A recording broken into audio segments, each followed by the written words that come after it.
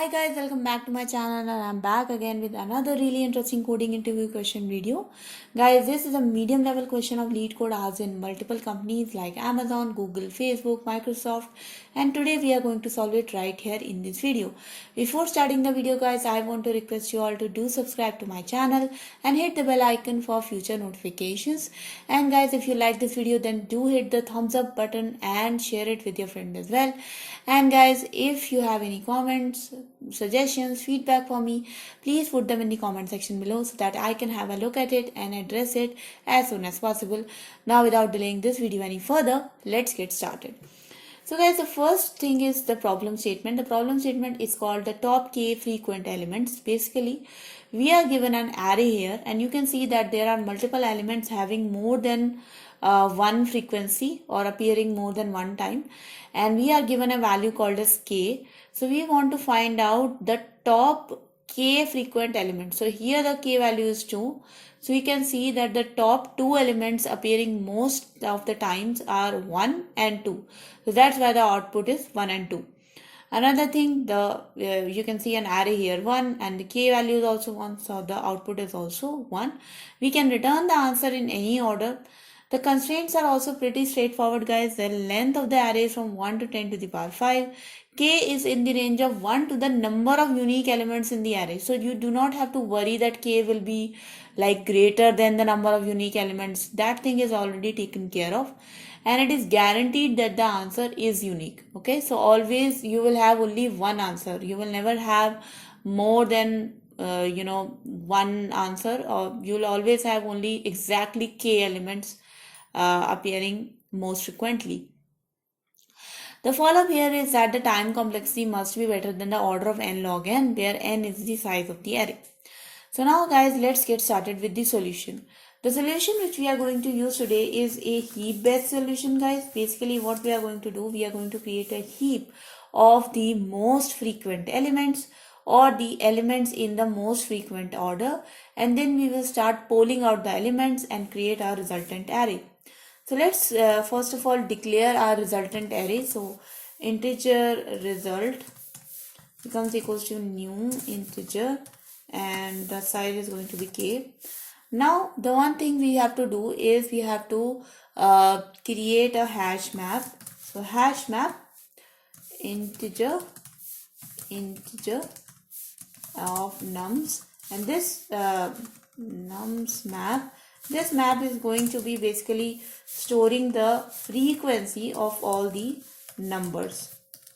Another thing to optimize this guys, first of all, is that you can do is if in case the value of k is equals to the nums dot length, in that case definitely it means that if k is equals to the length of the array, it means that all the elements are unique, right?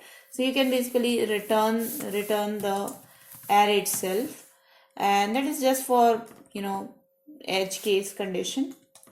But other than that, if k is not equals to the array length, in that case we will create this hash map and we will start filling it with the frequency of the arrays. For integer I equals to 0 to I less than nums dot length I plus plus, and we are going to check if map dot contains key, that is nums I. So if map already contains that number, in that case we are going to do map dot put nums I map dot get nums I plus 1. So we are basically going to increment the frequency. If it is not there, then simply do map dot put nums I and 1. So now your map is created guys. Now what we have to do, we have to create a heap. So how you can create a heap? You can create a heap by using priority queue. So we are going to create a heap of the numbers integer. This is going to be my heap equals to new priority queue, and in the priority queue you can pass your comparator, and my comparator will be n1 comma n2. This is going to be the number, the nums values, and How we are going to store it? We are going to store it by checking their frequency. So map.get n2 should be greater than n1. That's how we will store the elements in reverse order. So map.get n2 minus map.get n1. Okay. So after this, we will just run an integer loop for integer I equals to map.keySet and simply store all the elements inside this. So heap.add I. Okay. Now guys, your heap is now created.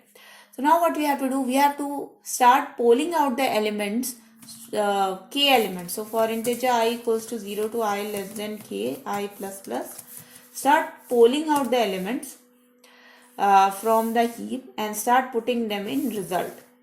So result I becomes equals to heap dot poll, and that is how you will create your k elements result. So result and return it using the return keyword. So if I just try to explain the algorithm again, guys, we just first of all took all the elements, mapped out their numbers with their frequencies in the hash map.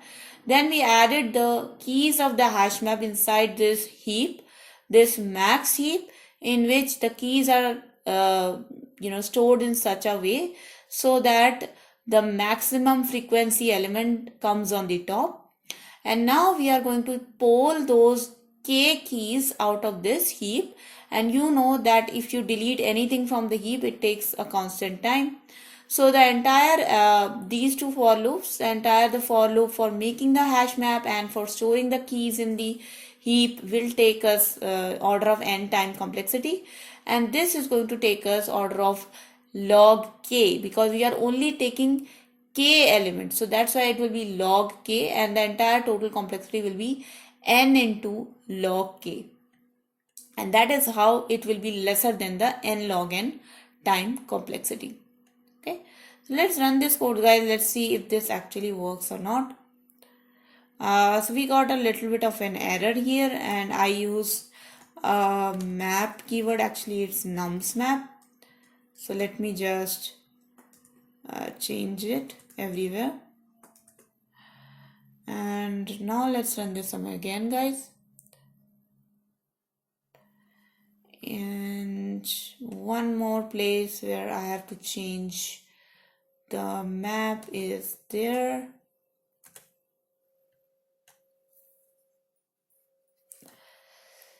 So you can see, guys, that my answer matches the expected answer, and let's click on submit to see if this actually gets submitted or not. And you can see, guys, that my submission is also acceptable. Let's go into the solution details.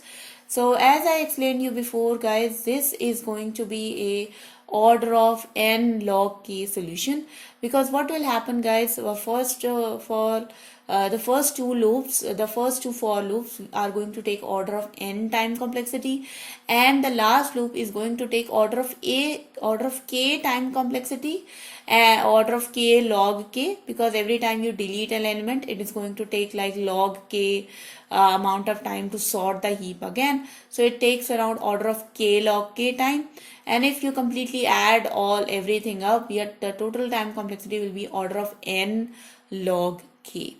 Okay, so that's about the time complexity, guys. I hope you guys enjoyed this video and you learned something from it, and hopefully your coding practice became a little bit better.